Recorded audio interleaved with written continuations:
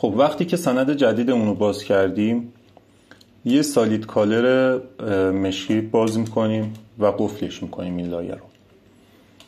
دوباره یه لایه جدید باز میکنیم، یه براش ورم داریم، ابعادش رو بزرگ میکنیم، از صفحه زوموت میکنیم که بتونیم بیرون از سندمون براش بزنیم.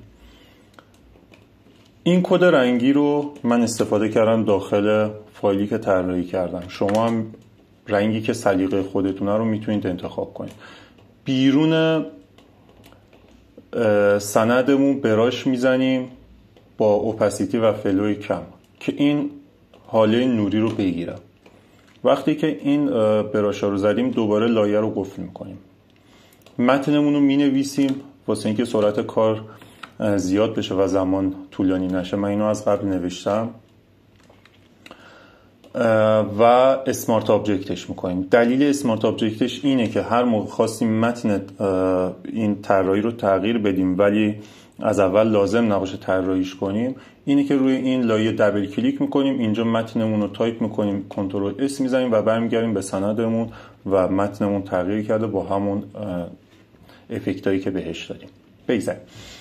بعد اینکه اسمارت آبجکتش کردیم یه کنترل جی میگیریم و یه کپی ازش میگیریم. روی لایه پایینی کلیک میکنیم، از پنجره فیلتر قسمت بلر گالری پس بلر رو انتخاب میکنیم. پس بلر رو که انتخاب کنید در حالت عادی این تیک غیر فعال میذاریم، غیر فعال بمونه تا در ادامه بهتون بگم چه کاربردی داره. ما اینا رو توی اینجور حالتی از بیرون از متن تنظیم میکنیم. دلیلش هم اینه که هر چقدر اینا بیرون زدگی از متن داشته باشه این دوتا نقطه کشیدگی متنمون بیشتر خواهد بود. بعد از اینکه این دوتا رو تنظیم کردیم اون حالتی که میخوایم رو به پس وسطیمون به اون پوینت وسطیمون میدیم. بعد از اینکه تنظیم کردیم از قسمت اسپید درصد رو بالا میبریم تا ببینیم چیکار داریم انجام میدیم. این حالت رو گرفته. حالا واسه اون موجی که وسط متن هستش بخوایم کار رو انجام بدیم این گزینه رو فعال میکنیم. 2 تا فلش واسه ما اضافه میشه. میگه شروع متن از کجا باشه، شروع پایان متن از کجا باشه. ما این 2 تا رو تنظیم میکنیم. من میگیم انتهای متن میخوام رو به این طرف باشه زاویهش، ابتدای متن میخوام از این زاویه باشه. اینا رو تنظیمشون میکنیم و میبینیم اون موجی که میخواستیم به متن دادیم. حالا لبه های نسبتاً تیزی داره این بلر ما، فیدیش زیاد نیست که کارو خوشگل در بیاره.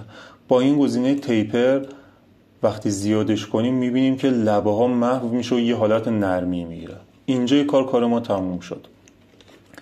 تنظیمات رو اعمال کردیم، اوکی رو میزنیم تا ذخیره بشن.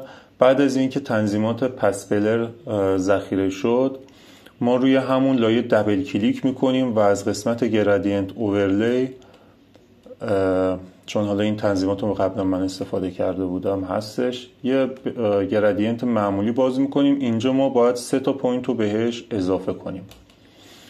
حالا این به این پوینت ها هر رنگی بدیم بر اساس سلیقه خودمونه و هیچ قانون خاصی نداره. ما میتونیم رنگا رو انتخاب کنیم. رنگا کاملا سلیقه‌ای و شخصیه. دقیقا همون رنگایی که تو طراحی که من استوری کرده بودم استفاده نمی‌کنم و رنگای دیگه‌ای رو انتخاب می‌کنم تا یه نتیجه متفاوتی داشته باشم. بعد از اینکه رنگای گرادینت هم مشخص کردیم کارمون با این لایه تمام شد. لایه بالایی رو انتخاب میکنیم. متن بالایی رو از قسمت بلر گالری ریس بلر رو انتخاب میکنیم. رو صفحه زوم میکنیم رو متنمون. از این گوشه ها وقتی بیرون این دایره موسمون رو نگه داریم یه اینجور حالتی داره که میتونیم اینو جمع و بازش کنیم. اینو تا جایی میاریم که یه قسمتی از متنمون رو تحت شعاع بلرش قرار بده. از این پوینت های داخلی هم میتونیم تنظیم کنیم که بلر تا کجای متنمون ادامه داشته باشه. اینا رو که تنظیم کردیم از این دایره وسط هم میتونیم میزان بلری رو مشخص کنیم که چقدر باشه.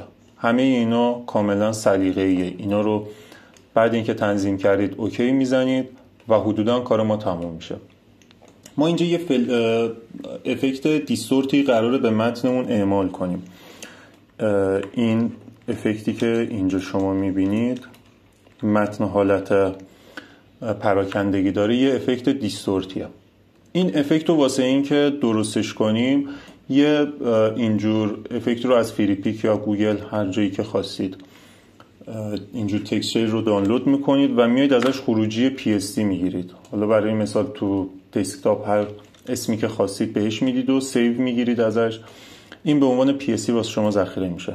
روی لایه متنی که میخواید این افکت دیستورت و این تکسچر رو بهش اعمال کنید کلیک میکنید. از پنجره فیلتر قسمت دیستورت گزینه دیسپلیس رو انتخاب میکنید. به این تنظیمات دست نمیزنید و پیش‌فرض میذارید بمونه. اوکی رو میزنید.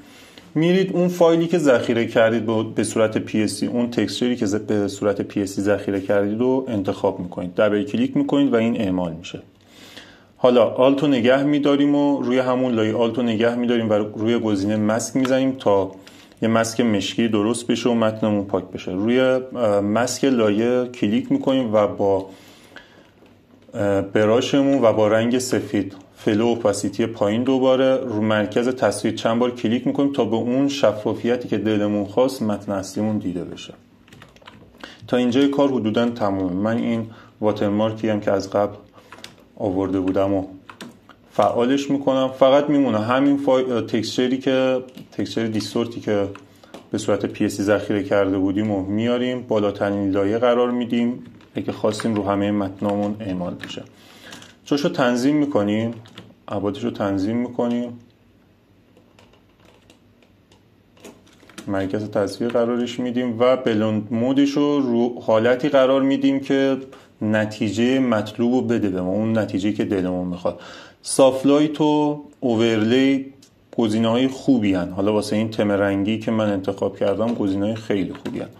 من رو اوورلی میذارم، یه کنترل شیفت ای میزنم تا یه مرج از ما بگیره بالاترین لایه. میرم قسمت کامرا رو، یه تنظیماتی رو باید روی این اعمال کنیم تا نوشته‌هامون شارپ‌تر بشه و جذابیت بیشتری بگیره. یه مقدار بهش اکسپوژر میدم. این تنظیمات رو چون من قبلا انجام دادم و حدوداً میدونم کدوم گزینه رو چه عددی بذارم نتیجه خوبی میده، به خاطر همون سریع انجامش دادم. ولی شما امتحان کنید تا ببینید کدوم نتیجه خوبی رو به شما میده.